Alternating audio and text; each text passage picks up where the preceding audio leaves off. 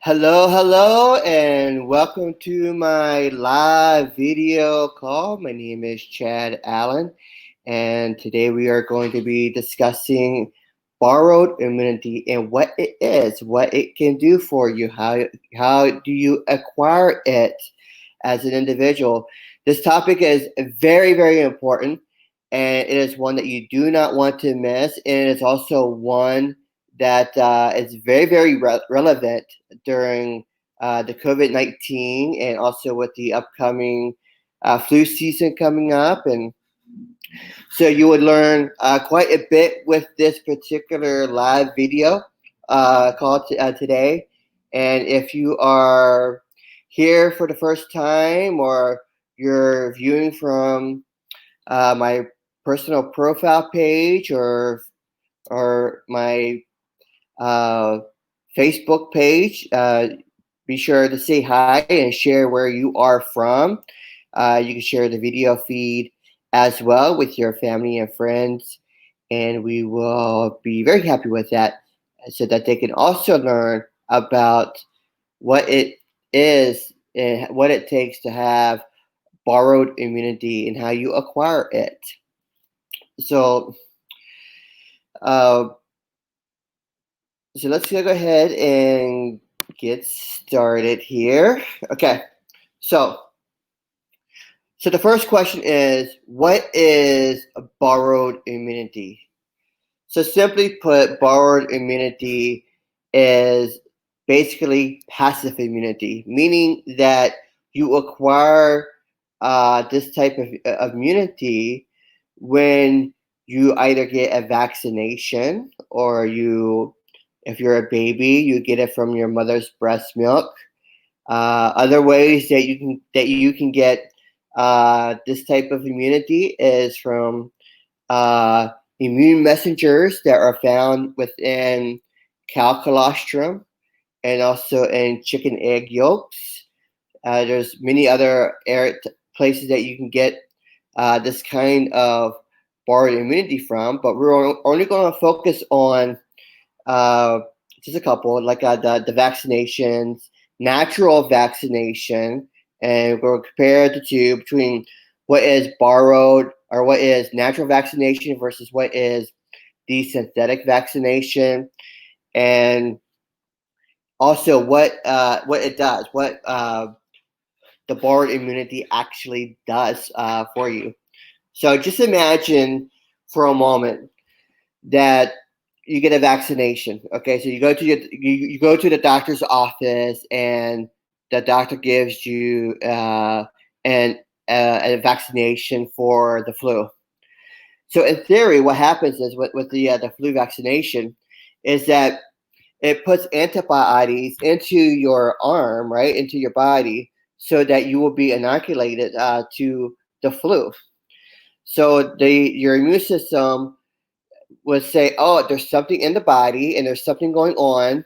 So therefore, we need to learn about it. We need to educate ourselves on it, so that if if this particular flu were to come in or were to infect uh, this person's body, we will be able to attack it easier, be able to respond to it faster, and be able to kill it even before symptoms begin to occur." So that's what borrowed immunity. It's basically acquired immunity that has been put into your body from another source into you. So whatever that source is, where you are getting that acquired immunity from, uh, that is what borrowed immunity basically is. It's going from one source to you, and that's why there's also a very big push against a very big push for vaccination with COVID 19, because that is basically the general idea when it comes to having this kind of immunity. So basically, also you get the borrowed immunity, right? And it comes and it gets injected into you with by vaccination. It comes into you by uh, drinking your mother's milk, or you get it from the cow colostrum or the egg yolk. And then, so basically what this would do is that your body says, okay, this is there's something new that's going to inoculate, that's going to give short-term immunity. So this will give time for the adaptive immune response to react to that particular area, right? So borrowed immunity is short-term immunity. Adaptive immunity comes in and learns everything that there is about what was just put into the body. And then the adaptive immunity, like your T cells, your B cells, they are learning everything about that particular illness, whatever it be COVID-19, whether it be the flu, whether it be the common cold, or a bacterial infection, whatever that is, if it's measles or whatever it is. I mean, it's going to learn everything about that particular pathogen that's in the body, and then it stores it for later use. So in other words, if that were to come back now, your immune system is able to respond much faster to that flu. So we use flu as the initial. So you get the flu, and then it responds quicker to the flu in order to kill it. That is what happens when you go from borrowed immunity to acquired immunity, which is your T cells and your B cells. So we discussed this before, where you get the borrowed immunity, it causes an innate response. The natural killer cells are like, woo, here we are. They see it, they respond. They send a message back to the acquired side of it, like the T cells, the B cells. They come in and they do their investigation. They quickly attack. They try to kill. That's what the T cells do. They kill. They're the cytotoxic. They kill whatever is there. Sometimes the T cells will invade. This is what happens sometimes when you get a vaccination, or maybe you get cancer, and the cancer are invading the immune system. They have gone stealth because they have found a way to remove certain receptors from that particular cell, where the T cell cannot go in and attack it and kill it. So what they do in cancer treatment at times is that they will inject cells that they'll inject particular cells. So it's called borrowed immunity or acquired immunity. They'll inject these things in there in order to activate an immune response. And when that happens, is the immune system says, "Oh, we recognize what's going on." It attacks and it learns really quick, and then it is able to go after the cells that have been invading the T cells initially, and then go in and kill them. And that has been a very effective form of cancer treatment for a lot of people. Does it always work that way? No, because certain cells, pathogens, they're very, very smart, and they can really move and learn new ways to evade the immune system. And the immune system is very intelligent, and it's so amazing. And I really think that as we learn more about it, you would really gain a greater knowledge. So why is it that we only have short-term immune memory on certain things like the common cold, etc., versus long-term memory of the acquired immunity for, like, say, like the measles and Tdap, all the diphtheria, all that stuff that comes in? Why is it that we are able to have long-term immunity on those versus the short-term memory on stuff like the flu and other, like the common cold? Well, basically, it's because your immune system cells, what happens is they recycle every 30 to 60 to 90 days, with a few of them actually lasting for years. So you can imagine when you get a vaccination that happens, it will learn rather quickly. Like there's a big immune response taking place, and then it learns all that immune knowledge. But after 30 days, 60 days, 90 days, whatever, that immune knowledge for that particular illness, like the flu, begins to deteriorate and it begins to become less and less and less. And it's because the immune cells have to replenish themselves every time. So we have to be able to re-educate our immune cells in order for that particular immunity to continue to be propped up and continue to be something that will really give us the kind of immunity that we are really, really looking for. And that is basically why you have some that are really long, like long-term type immunities versus like short-term immunities, is because of the various education within each one. So now I want to invite you to go to my website, my blog at chadallen.pro, and you can learn more about this very, very subject in my free ebook that I have given to everyone to learn more about. All you gotta do is put in your information, and that free ebook will be sent to you to your email box. So you should definitely go there, chadallen.pro/freebie, FREEBIE, and I will put that as a scroll so that you can see it there. Okay, so now let's get back to what we are talking about.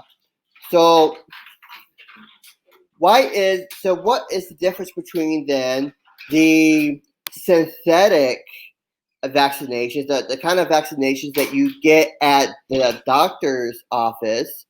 For example, you get the flu shot, or you get Tdap, or you get the hepatitis type vaccinations, etc. So what is the difference between those type of vaccinations and the natural vaccination that we can also receive? Well, simply put, the synthetic vaccinations are weakened viruses that are placed into the syringe, or they are dead pathogens that are put into the syringe, and so it's injected. So they have synthetic material in it also to help activate the immune response, because typically the immune system is not going to act and respond if there is already a dead virus. So it has to have an activator, and that's why you would have a lot of times the aluminum or some other form of activator that would really activate the immune response for that. So you have synthetic, and this is also why some people will have adverse reactions to these types of vaccinations. This is why if you have like an allergy, they tell you not to take it, or if you had other severe reactions, that you should not be getting this type of vaccination, because it can cause irreversible harm if you are someone who is very prone to getting a certain kind of injury from it. Now, some people have stated that they know people who have gotten lots of things like Guillain-Barré from a vaccination, or they've gotten or they know people who have gotten Alzheimer's, or not Alzheimer's, sorry, they have gotten autism from it as well. Now, people will say that or studies will try to, or doctors will try to say that is not the case, but there's lots of evidence where there is vaccine injuries as well. Now, there are ways that you could also get the natural type of vaccination, and that natural vaccination is basically, natural vaccination is very simple. It's allowing your own body to work for itself so that you will be so that you will gain immune knowledge uh, for that particular illness. So so basically, instead of allowing yourself to get injected with a synthetic type of vaccination, you are just allowing yourself to get sick. You're taking your extra vitamins, or you're taking a product that has immune messengers in it that would really boost the immune system and help your immune system to educate itself. And this is a natural way for your body to vaccinate itself without getting the syringe and without getting the painful adverse reaction that could happen from synthetic vaccinations. Now, does that mean that you will have this adverse reactions? No, it doesn't mean that if you get a synthetic vaccination, but some people do. So, but with when you're naturally vaccinating yourself, you are there are none of those side effects, those dangerous side effects that could come from these types of vaccinations. So basically, you are just taking in immune messengers into your system, and if you were to get sick, your body is able to quickly answer the call to fight off that particular illness. So, and then it will learn, and then it will educate itself, and then your T cells and your B cells will be laying in wait, waiting for that particular response to happen if it were to happen again, and is able to go after that illness, whether it be COVID-19 or the flu or whatever. So, but we know that in order for certain illnesses, you have to continue to vaccinate, right? Like the flu and probably the COVID-19, because they said that those antibodies only last for a few weeks to maybe a month or two. So if you want to continue to educate your body against those particular things, you have to take in immune messengers that will allow your body to continue to educate itself and learn about these particular things. So the other question that I was asked and was about whether or not uh, multivitamins, minerals, or herbs are considered or can give you borrowed immunity. And the answer to that is no, they cannot. They cannot give you any kind of acquired immunity, borrowed immunity, or anything like that, because they do not have the immune messenger molecule within them to be able to educate and to be able to bring in that kind of acquired immunity from another source to you. What vitamins and minerals and herbs are is that they are nutrients for the body, for the cells, to help them operate in a more optimized way. So, in other words, while these type of supplements can boost your immune system, they are not going to give you the kind of immunity that you are looking for. Yes, they will help the cells to operate better, to be able to build more immune cells, that kind of thing. However, if you're looking for an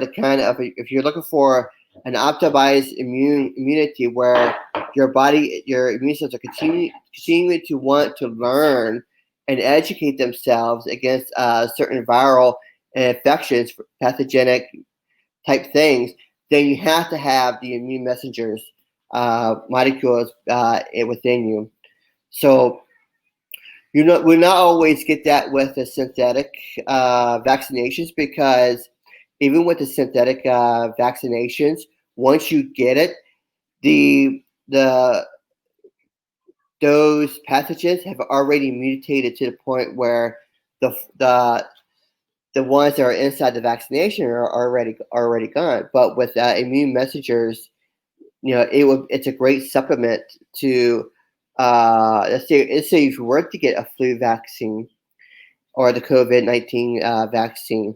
Well, when you take in the immune messengers along with that, you can only imagine the kind of immunity that you would have, because you have not only gotten yourself a vaccination to those particular actions, but now with taking the immune messengers, you're also able to begin to gain immunity against the other things. Even if you were to get sick from the flu, or whatever, you would still your body would react in such a strong way that the symptoms that you would have would be much less, and then the same will not happen again to that particular strain that attacked you.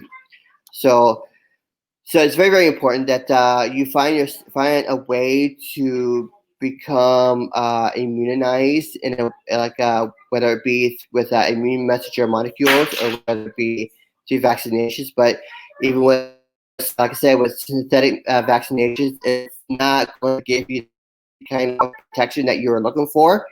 That's why the CDC reported in 2019 through 2020 that the flu vaccine last year was only 45% effective. 45% effective. That means 65% of the people who got the flu shot last year still got sick with the flu. Now, if you were taking something that had immune messenger molecules in it, guess what?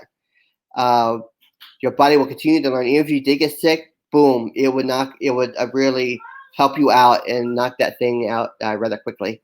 So anyway, so get back to the what I want to share with you. Go back to my page, my blog at chadallen.pro, and there you can get my free PDF ebook that would really explain in more detail what I discussed with you. Within that ebook, there is a surprise for you. It's a way for you to get a free sample of the immune memory molecule that I have. So all you got to do is go there. I will /freebie,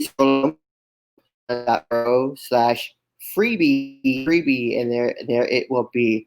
So if you again, I want to thank you for being on the call. This is my beautiful wife behind me. She's so awesome. And if you got value out of tonight's live video call, please share with your friends and family, with others. Comment below, and I will certainly get back with you. And thank you, and give you a thumbs up, all that good stuff. And I thank you so much for being on the call with me. And we will talk to you later on. Take care, and God bless.